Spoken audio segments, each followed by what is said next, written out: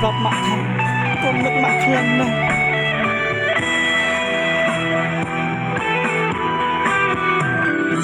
ខ្ញុំសែនតក់ស្លុតរន្ធត់ចិនដាអួលណែនអរ៉ាស្គាល់ហើយពាក្យថាវិបដិសារី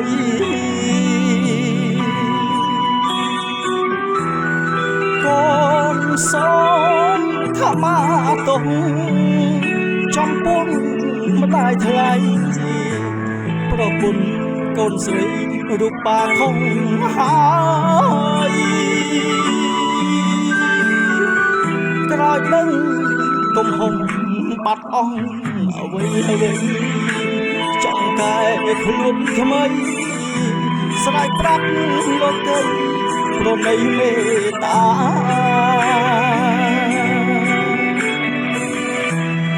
ចង់មានឱកាស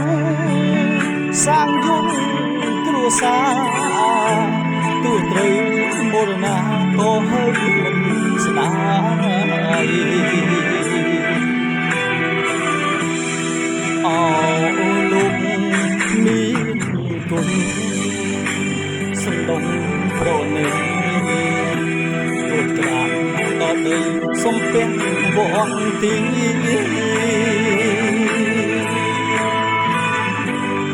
សូមប្រលឹងម៉ែមេត្តាករុណាកុំយកទោសាកូនហើយម្នាក់នេះបើមានឱកាសនឹងផ្លាស់ប្រែចិត្តសាងគេឈ្មោះពិតគ្រប់រឿងអតីតគិតថាសូបិន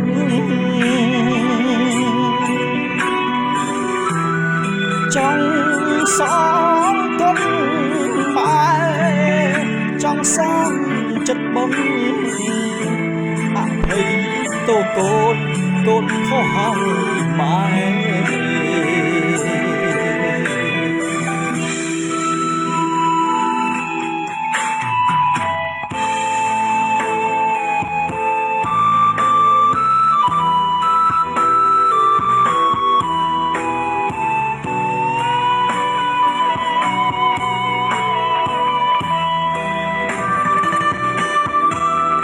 កូនប្រុសអ្នកនេះ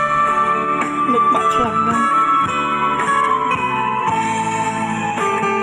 បាទជួយក្រោយ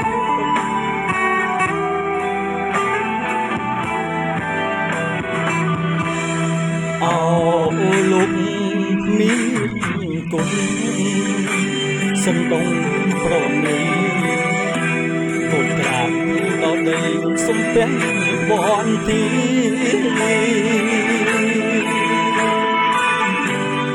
សូមប្រ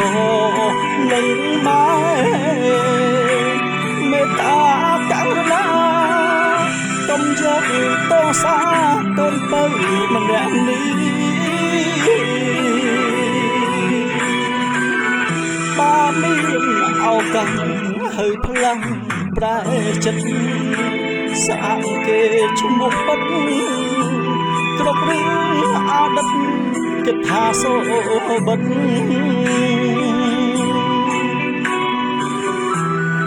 ចង់សងគុណម៉ែចង់ធ្វើចិត្តបុណ្យអភ័យ